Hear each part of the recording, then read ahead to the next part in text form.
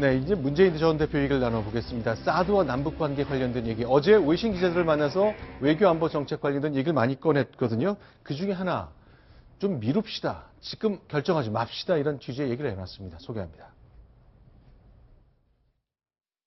사드 배치 문제는 앞으로 진행을 다음 정부로 미루는 것이 옳다고 생각합니다. 삼로로 일관하다가 졸속으로 사드 배치를 결정했습니다. 그렇죠. 그동안 당론 정하지 않았습니다만 이제 미뤄달라. 그게 순리다. 이렇게 얘기하고 있는 거죠.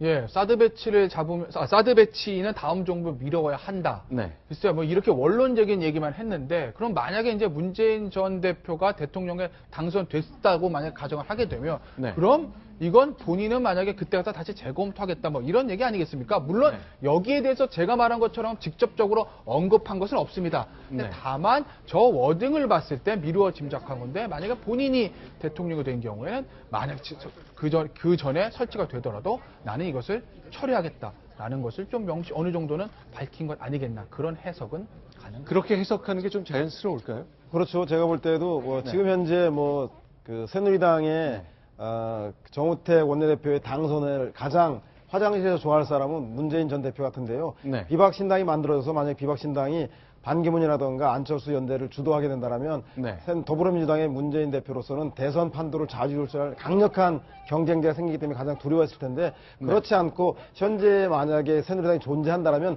3당 체제로 선거가 치러진다는 걸 기정사실하지 않겠습니까? 네. 그럼 3당 체제라고 한다면 고정 지지층이라고 하는 진보 개혁층만 잡으면 선거에서 이길 수 있다고 판단하고 있기 때문에 문재인 대표는 더욱더 강도 높게 선명성을 나타내기 위해서는 사드 배치 문제를 원점에서 재검토한다는 그 원론적 입장을 더 강화하는, 그래서 개혁성과 선명성을 강화하는 거로 봐야 할 것 같다는 생각이 듭니다. 지금 삼자구도를 얘기하셨던 건데 보수 정당이 2개가 있고 이제 진보 정당이 하나, 그 얘기를 말씀하시는 건데 국민의당 변수는 그럼 어떻게 되는 그렇죠. 거예요? 국민의당 변수는 지금 저는 그 보수 정당이 2개가 아니라 네. 새누리당이 탈당할 가능성이 적어졌기 때문에 네. 새누리당이 그대로 유지되고 아하, 그리고 네. 국민의당과 더불어민주당이 있는데 과연 국민의당이 야권 분열의 정당이 될 것인가 여권 분열의 정당이 될 것인가 봤을 때 제가 볼 때는 새누리당은 이미 최순실 박근혜 정당으로 규정받아서 그 소위 말해서 네. 중도 보수층으로 또 외면받을 가능성이 많습니다. 따라서 네. 중도 보수층은 새누리당이 아닌 국민의당 안철수를 지지할 가능성이 매우 높아졌다. 즉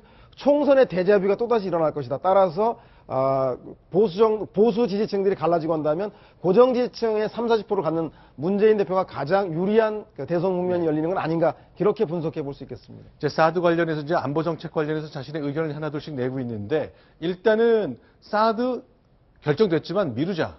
내년 말까지 배치하는 거로 돼 있는데 미루자 하나. 그 다음에 한미 동맹 중요하다 둘. 사드 배치를 원하는 미국의 뜻과 좀 다르지 않습니까? 물었을 때 아니다. 전혀 상관없다. 동맹 해치는 것 아니다. 이렇게 얘기를 했습니다. 네, 전 저걸 보면요. 네. 부부가 재산 나눠 쓰면서 따로 살면서 우리 부부관계 유지하자, 그런 얘기 같아요. 유지는 되고 더 부부관계가 좋아질 거다고 얘기하는 것처럼 들리는데 제가 이런 경험이 있습니다. 지난번 문재인 후보하고 박근혜 후보하고 대통령 선거를 했을 때 네.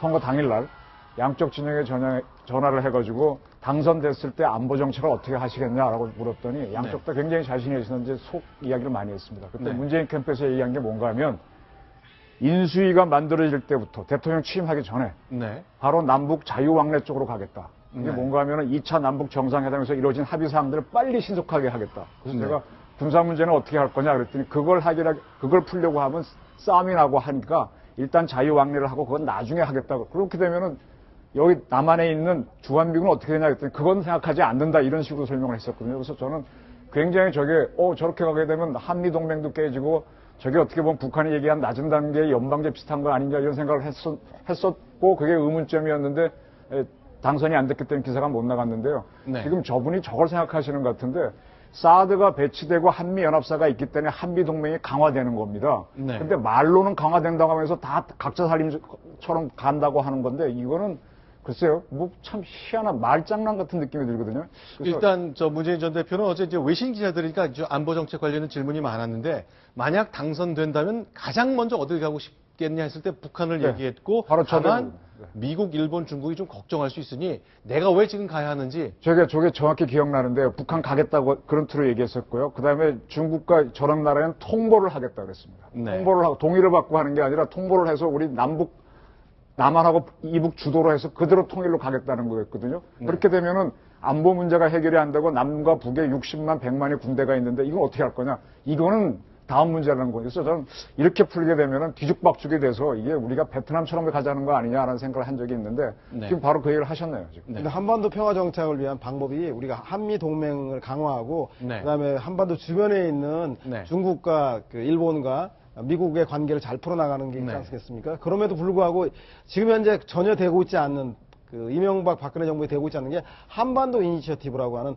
남북의 주도성이라는 게 전혀 없습니다. 따라서 외국에 있는 강대국의 결정에 따라서 한반도 동맹이 자주 이기 때문에 한미 동맹의 전략적인 틀을 유지하되 남북 관계를 더욱더 개선해 나가서 그것을 평화 정착의 지렛대로 사용하겠다라고 하는 생각이 있기 때문에 제가 볼 때는 예전보다는 좀 더 나아진 개성공단을 다시 한번 재개한다던가 이런 기본적인 남북 교류협력 관계를 가져가겠다고 하는 게 야당의 입장인 것 같다는 생각이 듭니다. 그러니까 제가 갖고 지금 버뜩 드는 생각은 그러니까 뭐 여러 가지 이제 햇볕 정책도 있고 압박 정책도 혼용되어 갖고 왔었는데 어쨌건 핵실험 5번 있은 후에는 전 세계가 같이 제재 국면으로 들어갔거든요.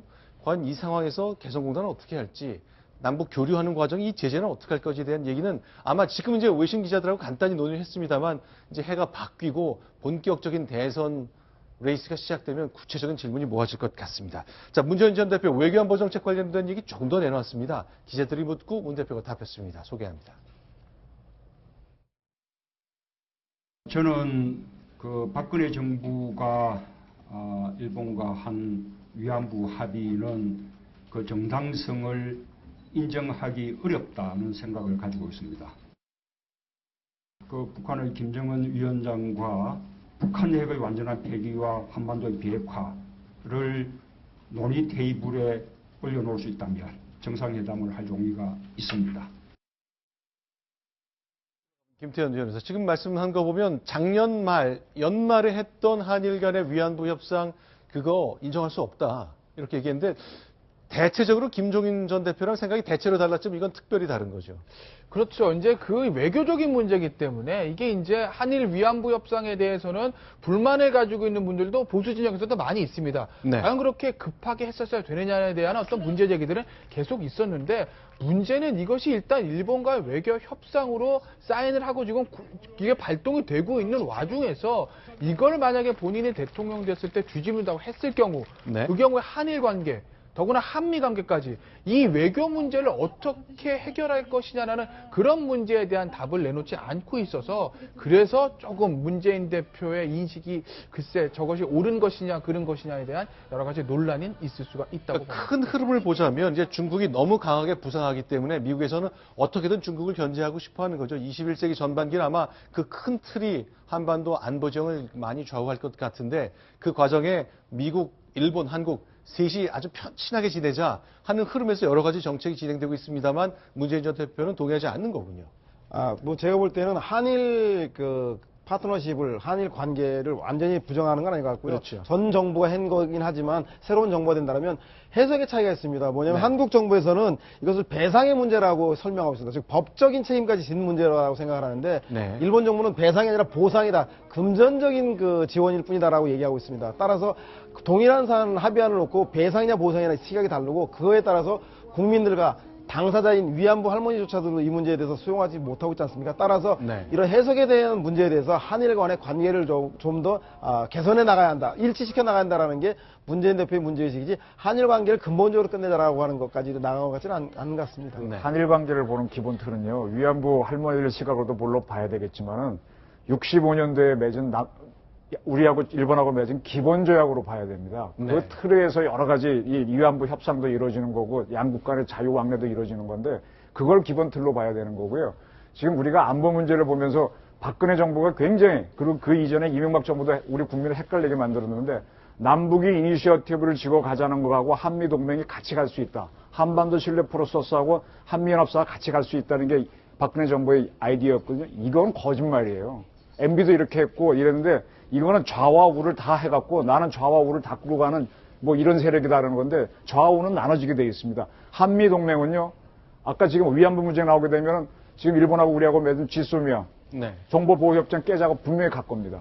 그래서 이게 이렇게 한미동맹에 일본이 들어오면서 하나의 이게 축이 있는 거고 남북이 같이 간다 이거는요. 이거는 별도의 완전히 다른 겁니다. 그래서 보수 정권들이 이 둘을 구별 안 해주고 다 할 수 있는 것처럼 하다 보니까 하지도 못했고 거짓말이 됐고 북한이 핵실험하다 보니까 점점 이쪽에 이제 한미일 동맹으로 가는 모습인데 그거를 저는 다음에 나오는 보수 정권이라면 정확하게 커밍아웃을 하셔야만 국민이 헷갈리지 않는다는 말씀을 드리고 싶습니다. 자, 문재인 전 대표의 얘기를 더 주목해서 들어야 되는 이유는 바로 지지율에 있습니다. 오늘 이제 갤럽이 조사한 걸 봤는데 더불어민주당이 40%대에 올라섰군요. 이거 오랜만에 있었던 일이죠. 거의 뭐 김대중 대통령 그 당선 직전에 야당 지지율하고 비슷한데요. 네. 제가 볼 때는 지금 현재 가장 그 뭐 십수년 만에 가장 높은 지지율인데 네. 당분간 저 지지율이 깨질 것 같지 않다는 게 더 큰 그 주목할 점입니다. 왜냐하면 새누리당이 현재 친박이 원내대표를 당선시킴에 따라서 네. 친박은 최순실 박근혜 당이라고 하는 이미지를 도저히 깰 수 있는 모멘텀이 발견되지 않고 있고요. 네. 국민의당도 현재 안철수 대표의 지지율이 회복되지 않음으로 인해서 네. 당분간 저 더불어민주당이 고공행진을 갈 것 같고 저 40%의 지지율은 바로 문재인, 이재명 그리고 박원순, 안희정, 김부겸의 지지율 합치면 40%입니다. 따라서 네. 저 40%를 51%의 그 과반을 만들 것인가 아니면 3자 대결을 가상한 40% 유지 전략으로 선명성과 개혁성을 가져갈 것인가 그 더불어민주당이 어떤 선택을 할 것인지 좀 지켜봐야 될 대목인 것 같습니다. 자, 이 지지율 98년 이후에 처음이라니 그러니까 잔뜩 고무돼 있고 이제 그야말로 행복한 선택지를 놓고 고민하게 되는 상황까지 오는 것으로 이제 분석을 해주셨습니다. 자, 이번엔 9번째 정치권 얘기를 넘어가서 다른 얘기를 좀 나눠보겠습니다. 인천에서 벌어진 일입니다. 이게 진짜일까요? 소개하겠습니다.